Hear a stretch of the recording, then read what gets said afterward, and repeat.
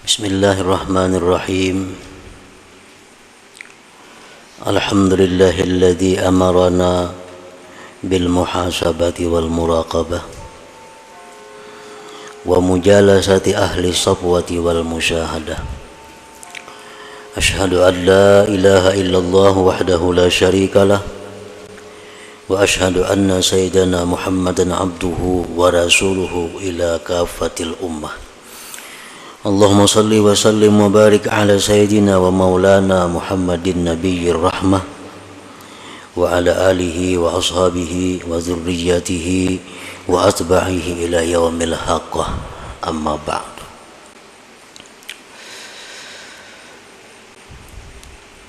Yang kita hormati dan kita cintai para habaib dan para alim ulama, para muhibbin, hadirin hadirat rahimakumullah. Pertama-tama kita panjatkan puji dan syukur kehadirat Allah Subhanahu wa taala yang telah mengumpulkan kita bersama-sama di majlis di masjid yang penuh berkah ini. Dan salawat serta salam kita haturkan juga kepada junjungan kita Nabi besar Muhammad sallallahu alaihi wasallam dan kepada seluruh keluarga, para sahabat, zuriat dan pengikut beliau sampai hari akhir nanti.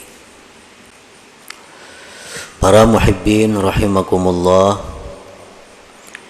al-hikmatul khamisata asyrata minal hikamil ataiyah. Qala al-Imam Ahmad ibn Athaillah as-Sakandari rahimahullah wa nafa'ana bi'ulumih. Hikmah yang ke-15 dari Al-Hikam. Berkata al-Imam Ahmad bin Athaillah as-Sakandari rahimahullah wa nafa'ana bi'ulumih, mimma yadulluka ala wujudi kahrihi an hajabaka anhu bima laisa bimawjudim ma'ahu. Yang artinya setengah daripada sesuatu yang menunjukkan kepada engkau atas adanya sifat qahar Allah Subhanahu wa ta'ala, bahwa Allah dinding engkau daripadanya dengan sesuatu yang tidak ada beserta Allah Subhanahu wa ta'ala. Nah, itu adalah terjemah daripada hikmah yang ke-15 ini. Adapun maknanya atau tafsirnya, inna min qahrihi subhanahu alaika ayyuhal asi al-mutakabbir an hajabaka anhu bima laysa mawjudan bil haqiqah, yakni al-khalqa, fala taral khalqa illahu wa la tushahidu khaliqah ma'a annahu bil haqiqah la wujuda lahu wal wujudu innama huwa lillahi subhanahu wa ta'ala. Bahwasanya sebahagian daripada qaharnya Allah. Qahar itu artinya mengalahkan. Bisa juga diartikan menghinakan. Setengah daripada mengalahkannya Allah atau menghinakannya Allah atas engkau, wahai orang yang maksiat dan takabur, bahwa Allah hijab engkau, Allah dinding engkau daripadanya dengan sesuatu yang tidak ada pada hakikatnya. maksudnya adalah makhluk. Orang-orang yang maksiat, orang-orang yang takabur, itu didinding oleh Allah untuk musyahadah kepadanya. Dengan apa Allah mendinding? Dengan makhluk. Padahal makhluk itu pada hakikatnya adalah sesuatu yang tidak ada.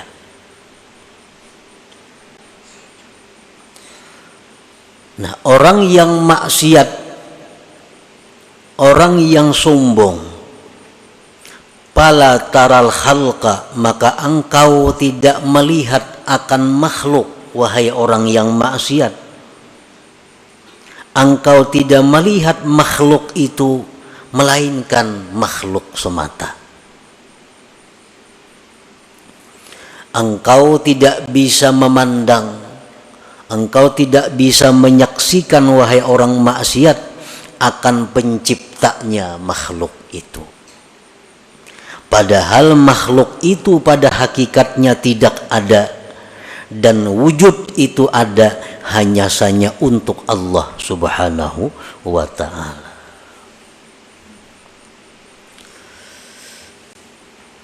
Nah, jadi orang-orang yang maksiat kepada Allah, orang-orang yang dirinya dipenuhi dengan dosa, siapapun mereka, mereka itu kada akan bisa musyahadah kepada Allah. Mereka itu kada akan bisa mengingat Allah dalam setiap apa yang dia lihat, dia dengar, dan sebagainya. Apabila dia melihat manusia, maka yang dilihatnya hanya sebatas itu manusia. Bila dia melihat harta, maka yang dilihatnya hanya harta. Apabila dia melihat musibah, bencana, yang dilihatnya hanya musibah dan bencana. Mereka itu tidak mampu menembuskan pandangan hatinya kepada yang mencipta semua itu, yaitu Allah Subhanahu wa ta'ala. Nah, inilah orang-orang yang dirinya dipenuhi dengan dosa dan kemaksiatan. Inilah diri-diri orang yang kotor di sisi Allah, sehingga Allah dinding dia untuk tidak bisa musyahadah kepada Allah Subhanahu wa ta'ala.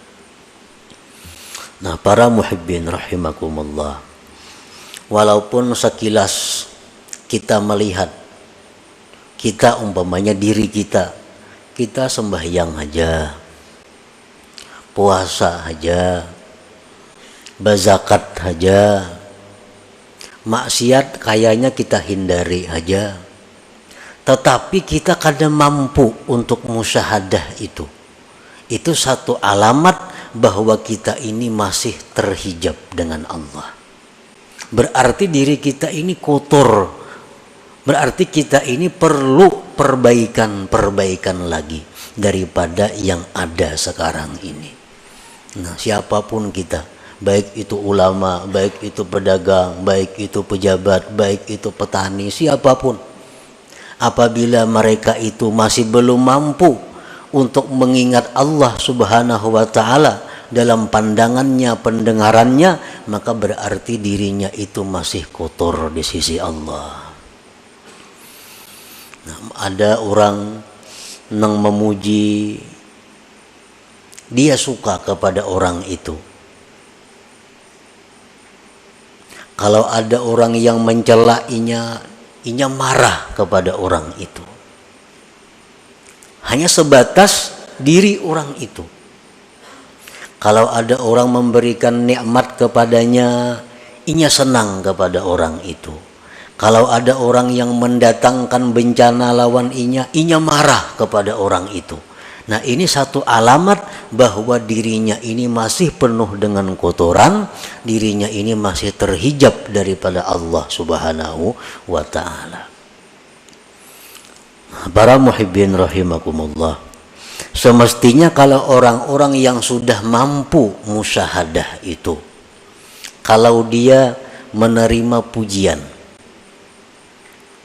Orang yang memuji dia itu dianggapnya hanya sebagai perantara, itu merupakan pujian dari Allah. Maka gembiranya dia bukan kepada orang yang memuji, tapi gembiranya dia kepada Allah. Ini menunjukkan bahwa mata hati orang ini berarti sudah tembus daripada dinding atau hijab itu.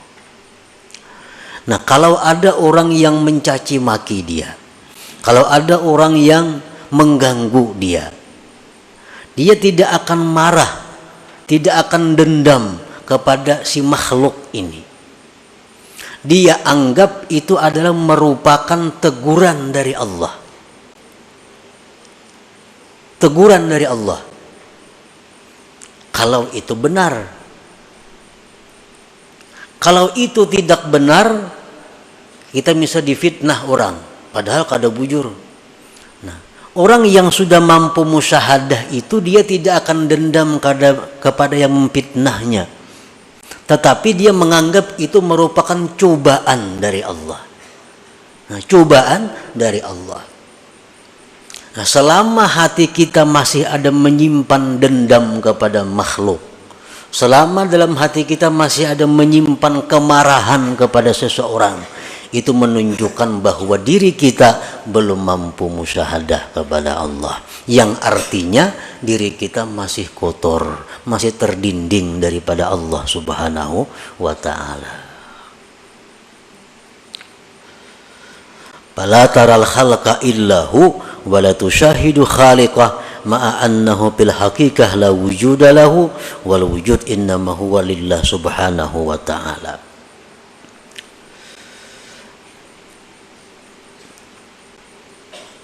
Fallahul wahidul qahhar yaj'alu ma la syai'a hijaban bainaka wa bainah. Allah yang Maha Esa, Allah yang Maha mengalahkan siapapun. Dia menjadikan sesuatu yang tidak ada sebagai dinding antara engkau dan Allah. Kan makhluknya sebenarnya kada ada, hanya diciptakan Allah. Nah, nang diciptakan Allah ini diulah Tuhan dinding, diulah Tuhan hijab, sehingga orang-orang yang ahli maksiat ini, yang banyak dosa ini, pandangannya hanya kepada hijab itu.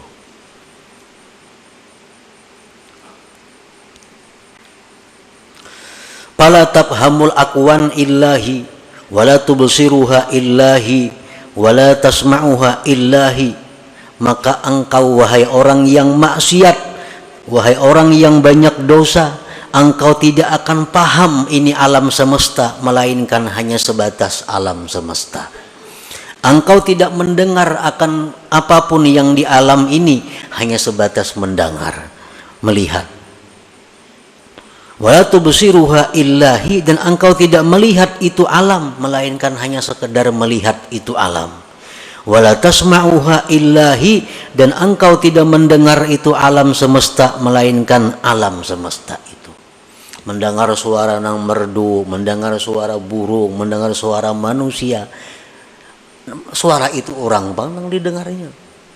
Mata hatinya kada bisa menyampaikan bahwa suara seseorang nang indah itu, sesuara makhluk yang indah itu merupakan keindahan daripada Allah Subhanahu wa ta'ala.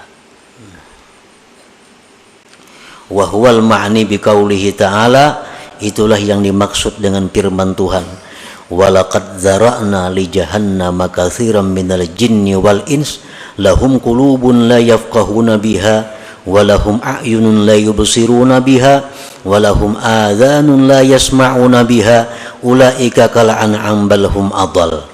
Al-A'raf 179. Sungguh kami jadikan neraka jahanam itu kebanyakan daripada jin dan manusia. Mereka itu mempunyai hati, tapi mereka tidak mengerti dengannya. Mereka punya mata, tapi tidak melihat dengannya. Mereka punya telinga, tapi kadang mendengar dengannya.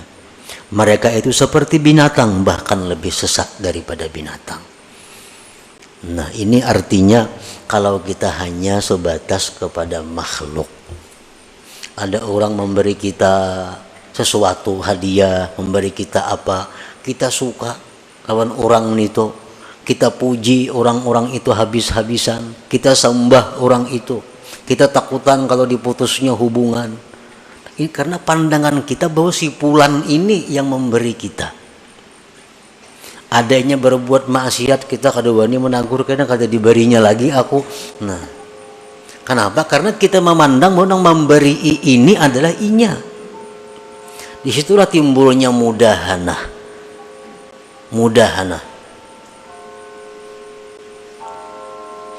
Kalau ada orang yang menantang kita, kalau ada orang yang akan membinasakan kita, kalau ada orang yang mengganggu usaha kita, kita marah habis-habisan kepada orang itu. Kada sampai hatinya bahwa sesuatu itu adalah dari Allah Subhanahu wa ta'ala. Nah, akibat apa? Akibat banyak mempunyai dosa tadi, sehingga didinding oleh Allah.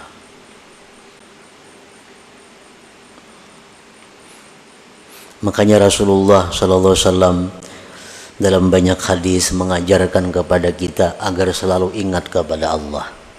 Dalam beberapa contoh, kita ada dapat nikmat, alhamdulillah. Disuruh kita mengucap alhamdulillah supaya kita ingat bahwa nikmat ini adalah pemberian Allah. Kita dapat musibah, disuruh kita mengucap innalillah wa inna ilaihi raji'un. Melihat sesuatu yang menakjubkan, subhanallah, maha suci Allah. Melihat ini bacaannya. Nah, itu pelajaran untuk musyahadah sebenarnya, agar kita bisa ingat kepada Allah dalam apa yang kita lihat dan kita dengar ini. Al-ma'asi kulluha sababun lihadzal hijab walakinnal kibra wal isti'zaza aqwa sababih. Maksiat itu seluruhnya merupakan sebab ini terdinding kita. Kenapa kita lupa Allah? Kenapa kita banyak kada ingat lawan Allah? Sebabnya kebanyakan maksiat. Tetapi yang namanya kesombongan, yang namanya merasa mulia, itu paling kuat sebab. Maksiat ini semuaan menjadikan dinding di hati kita untuk ingat kepada Allah. Tapi kalau maksiat itu bentuknya kesombongan, maksiat itu bentuknya merasa mulia, itu lebih tebal dindingnya.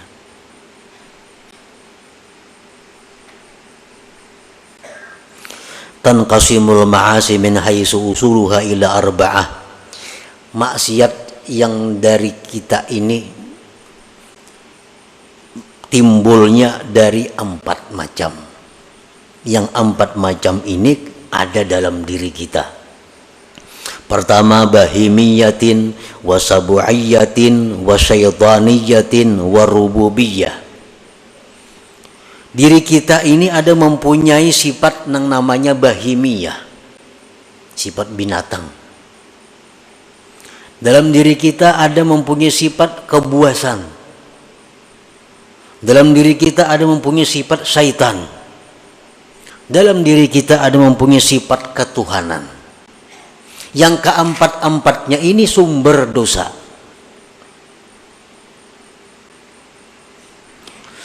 Palbahimiyah, kalau sifat kebinatangan itu yang menonjol dari diri kita, dosa yang kita lakukan apa? Al-hirsu ala qada'i syahwatil batni wal farji wa min yatasa'abuz zina was-sarikah wa jam'ul haram. Kalau sifat kebinatangan yang menguasai diri kita, maka pikiran kita hanya untuk nyaman, syahwat dan perut. Orang yang pikirannya hanya untuk meluluskan nafsu syahwatnya, itu orang yang dikuasai sifat kebinatangan. Dari situlah timbulnya zina. Dari situlah timbulnya mencuri milik orang. Dari situlah timbulnya makan harta yatim. Dari situlah timbulnya riba.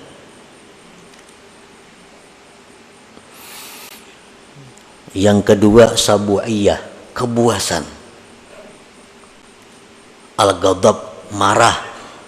Wal hikdu, dendam. Itu ada dalam diri manusia. Marah, dendam. Wa minha yatasha'abul qatlu wa darbu wa idza'ul khalqi. Dari situlah timbul bisa membunuh orang, bisa memukul orang, bisa menyakiti orang.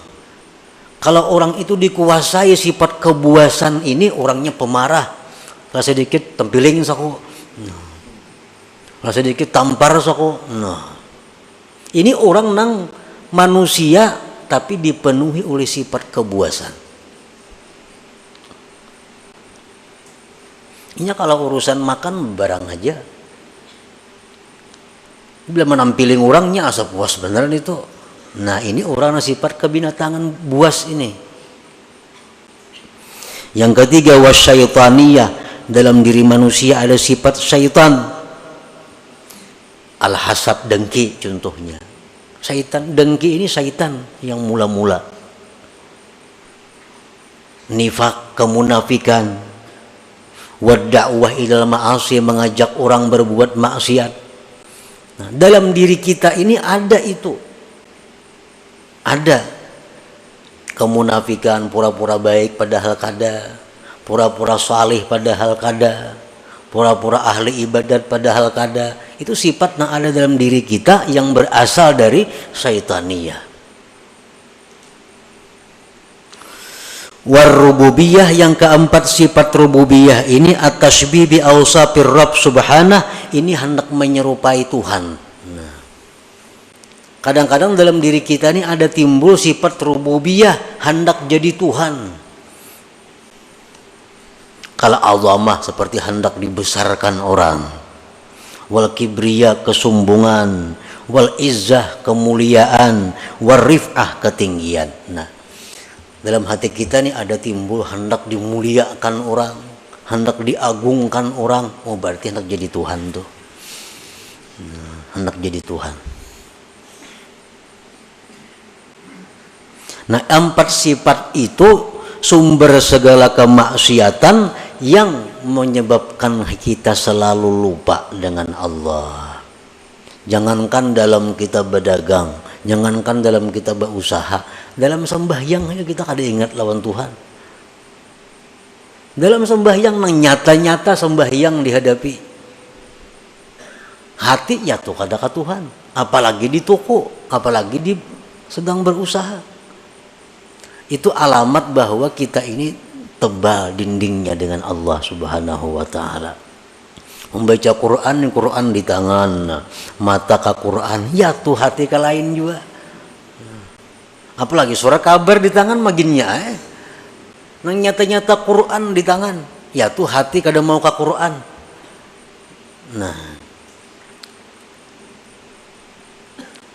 sebabnya apa? Kebanyakan maksiat tadi. Apalagi maksiatnya itu berupa kesombongan. Karena itu sifat ketuhanan yang diambilnya. Qala Allah Ta'ala sa'asrifu an ayati alladhina yatakabbarun fil ardi bighairil haq. Allah Subhanahu wa Ta'ala menjelaskan, ujar Tuhan, aku palingkan ayatku terhadap orang-orang yang sombong di muka bumi dengan tiada benar. Nah, kalau kita sombong, kayak apa aja kada mau ingat kepada Allah. Kenapa? Inya hendak jadi Allah juga. Sombong sifat Allah, besar sifat Allah. Inya hendak besar, hendak jadi Allah, kadanya mau ingat lawan Allah. Nah, selagi aku palingkan, ujar Tuhan, dari ayatku orang-orang yang sombong di muka bumi dengan tiada benar. Nah, para muhibbin rahimakumullah, al-hasilu man syahida af'alal khalqi dunallah ta'ala lam yu'adda min ashabil yamin wa lam yakhruj anil muba'adin. Kalau kita hanya bisa memandang perbuatan makhluk, ada yang memberi kita pulan nang beri, ada yang menyakiti kita pulan nang menyakiti, ada yang memuji kita pulan nang memuji kita, ada yang mencela pulan nang mencela kita. Nget situ aja kada ingat lawan Allah. Nah, tidaklah orang itu termasuk ashabul yamin, dan dia tergolong orang-orang yang dijauhkan daripada Allah Subhanahu wa ta'ala. Wa man syahida an la fi'la lahum dunallahi ta'ala fahuwa ma'dudun minal mu'minin wa qad naja wa hasala lahul aman wa yadkhulu min jumlati ibadir rahman. Siapa yang menyaksikan bahwa tidak ada perbuatan melainkan perbuatan Allah. Ada orang yang memuji dirinya, di hatinya ingat bahwa itu adalah pujian Allah kepadaku. Ada orang yang mencelainya, hatinya ingat itu adalah teguran Allah kepadaku. Nah, selalu kepada Allah kembalinya. Kalau kita demikian, maka kita dibilang termasuk orang yang beriman. Sungguh dia selamat dan hasil baginya aman, dan dia masuk dalam golongan ibadir rahman, hamba-hamba Allah yang pengasih lagi penyayang. Nah, para muhibbin rahimakumullah, jadi intinya adalah untuk mendapatkan musyahadah kepada Allah. Yang musyahadah ini adalah merupakan inti daripada ma'rifat. Jalannya antara lain adalah membersihkan diri daripada dosa. Nah, jadi kalau untuk urusan musyahadah ini adalah urusan pemberian Allah. Urusan pemberian Allah. Kadakawa didapat dengan ilmu pengetahuan. Artinya mengaji kita ilmu ini, mengaji ilmu itu kada akan bisa membuahkan kita musyahadah kepada Allah kalau diri kita masih kotor dengan dosa. Paling-paling hanya pandirnya. Paling-paling hanya pandirnya. Kenyataannya kada akan dia dapatkan. Karena urusan musyahadah ini urusan yang sesuatu yang diberikan Allah kepada hamba-hambanya, yang mana hamba-hamba itu bersih hatinya daripada kotoran-kotoran dosa yang merupakan dinding antara dia dan Allah Subhanahu wa ta'ala. Nah, inilah salah satu maksud yang terkandung di dalam hikmah yang ke-15 daripada Al-Hikam Al-Ata'iyah ini. Nah, selanjutnya hikmah yang ke-16, kaifa yutasawwaru ay yahjubahu syai'un wa huwa alladhi azhara kulla syai'. Ila hadratin Nabi sallallahu alaihi wasallam. Al-Fatihah. A'udzu billahi minasyaitonir rajim. Bismillahirrahmanirrahim.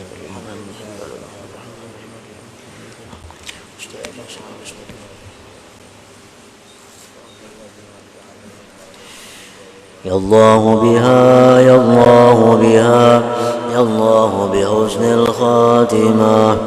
Ya Allah biha, ya Allah biha, ya Allah bihusnil khatimah.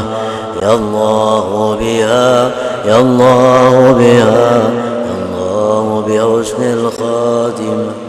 فيا أيها الرجل منه شفاعة صلوا عليه وسلموا تسليما.